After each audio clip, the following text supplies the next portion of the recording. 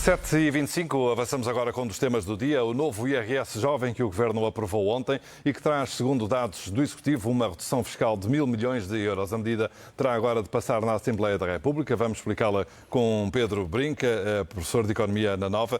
Pedro, bom dia. Bom dia. Muitas mexidas. Estamos perante um choque fiscal para os jovens ou não? Sim, as medidas que foram anunciadas estão à volta de 5 eixos. Em primeiro lugar, na fiscalidade, o tal choque fiscal que estavas a falar. Realmente temos o IRS jovem, taxa máxima de IRS até aos 15% para todos os escalões, exceto o mais elevado, até aos 35 anos. Este vai ser uma medida que, infelizmente, os jovens em Portugal também não ganham muito, já não pagam muito IRS, mas para reter aqueles jovens mais qualificados, tipicamente que teriam uma maior tendência para emigrar, a medida poderá ser eficaz e até atrair alguns desses. Depois temos um segundo eixo que tem a ver com o acesso à habitação, isenção de IMT e selo, imposto de selo na compra da primeira habitação até aos 317 mil euros. Isenção total, entre 317 e 650, isenção de 50%. Parcial, não é? Sim. Acima disso, não paga. Um mecanismo de garantia pública até 15%. Muitos jovens não conseguiam juntar dinheiro para dar de entrada para a casa. Muitas vezes até recorriam a crédito ao consumo, que era muito mais caro. Esta medida vai ajudar também nesse sentido. E o acesso ao Porta 65 expandido. Ou seja, uma maior ambição do programa de apoio ao arrendamento jovem.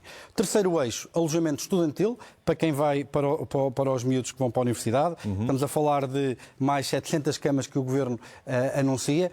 Estamos a falar de um universo de 119 mil alunos deslocados, ainda uma gota no oceano. É mais do que o que tem sido, mas realmente acho que ainda há aqui muito a fazer. O alargamento das bolsas de estudo a trabalhadores estudantes. Antigamente, quem ganhasse mais do que 350 euros por mês perdia logo o acesso à bolsa. Agora, pelo que percebi do que foi anunciado, esse limite é aumentado até ao salário mínimo, por isso vai mais do que duplicar. E, por último, o reforço de meios para a saúde mental e física dos jovens estudantes. Havia apenas um reduzido número de profissionais para dar apoio a toda a população estudantil. A ambição do Governo é que realmente este número e este apoio aumentem de forma substancial. Para os jovens, o que é que têm de fazer para chegarem até estas ajudas? Bem, depende do contexto. Por exemplo, houve algumas alterações no Porta 65, por exemplo.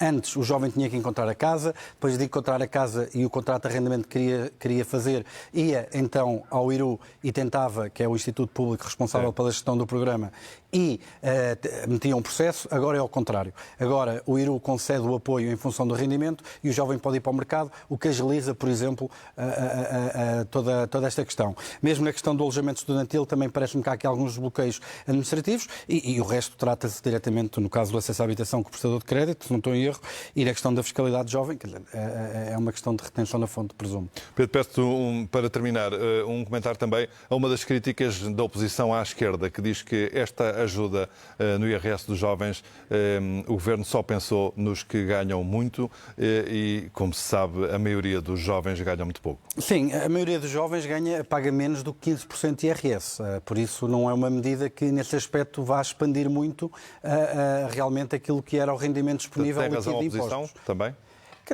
Vamos lá ver, a oposição olha para os jovens que cá estão, não olha para aqueles que saíram porque tiveram que pagar mais de 15%. Por isso, nesse sentido, não temos mais pessoas a pagar uma taxa até aos 35 anos a pagar mais do que 15%, porque em muitos casos essa fiscalidade não é competitiva e os jovens emigram. Por isso, para esses que emigram, que estão numa gama em que conseguem criar mais valor e ter maiores ordenados, a medida vai ser mais eficaz. Para os outros, quem não será tanto, mas também não penalizará esses jovens pelo crescimento do ordenado.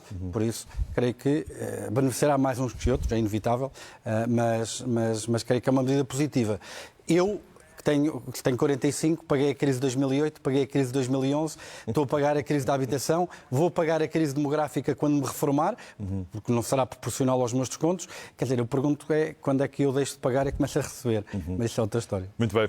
Pedro Brinca, obrigado por teres vindo ao Diário da Manhã, por nos ajudares a entender estas novidades no novo IRS jovem que o Governo aprovou ontem. Obrigado, bom dia. Obrigado.